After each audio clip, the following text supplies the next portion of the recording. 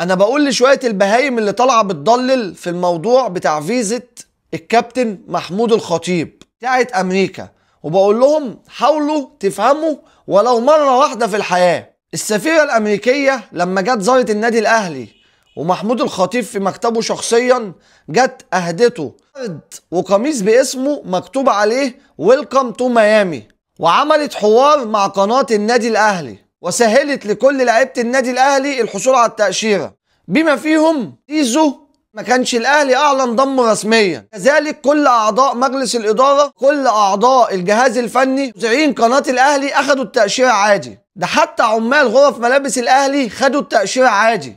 لكن لما الاسطوره محبوب الخطيب يقدم على التاشيره، معقوله هيترفض؟ اي مجنون يصدق الكلام ده. حاول تنظف مخك يا جلنف انت وهو. شرف لامريكا ان محمود الخطيب يروحها.